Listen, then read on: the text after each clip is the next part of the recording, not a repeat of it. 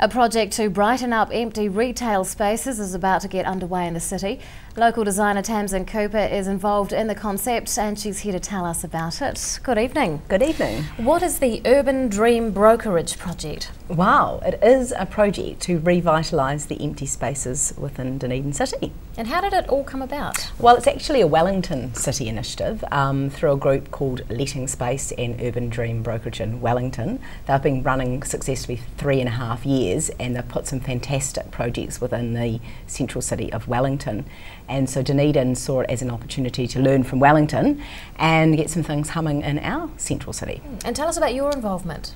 I'm called the Urban Dream Broker, so I'm going to be brokering dreams. No, that's a great title. I am going to be the broker between the creative person or organisation that wishes to put a project in a vacant space and the property owner, and also liaising with people like the media to promote the projects. And what's happening over the next few weeks?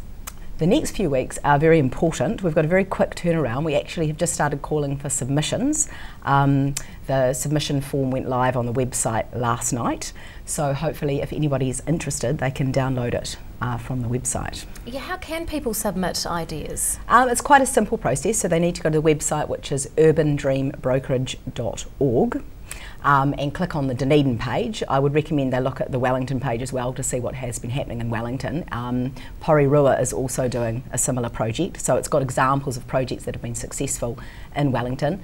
It lists the criteria, the kind of projects that we're looking for, and then there's a simple application process that people can fill out, and then there's an advisory panel that meet after the 30th of October. So it's the deadline is the 30th of October, so we don't have very long. And we'll look at those projects and assess them and see what we think would fit in the centre of Dunedin. What kind of spaces are going to be used? Well, initially we're focusing on the centre of town because unfortunately there are a few for lease signs in the main street. So we're really hopeful that we'll find some projects that will fit in some empty retail spaces within the city. We're looking for projects that aren't necessarily, they don't have to be an arts related project, they can just be a project that the public will want to engage with. How is this going to benefit the public? Well, we think that it will help sort of brighten the city, get people coming into the city more for other reasons, create engagement really with our spaces. At the moment, you know, there's kind of it happens in lots of cities around the world where sometimes the centre of the city kind of spreads out into urban areas or into suburban areas. We want to try and bring some of that buzz back into the centre of town. Who is going to be paying for the project locally? The Dunedin City Council is funding the brokerage position. We are getting together with local property owners who are positive about filling their spaces, because often what will happen is you'll get a fantastic project in a space and people will see that retail space in a different light, and then sometimes it will be tenanted soon after. So the DCC is funding the project. It's a pilot project, a project of Wellington.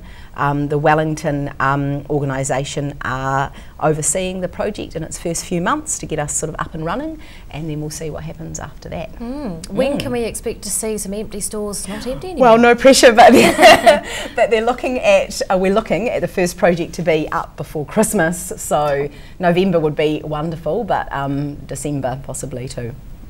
Urban Dream Broker, Tamsin Cooper, thank you so much for your time. Good luck. My pleasure, thanks.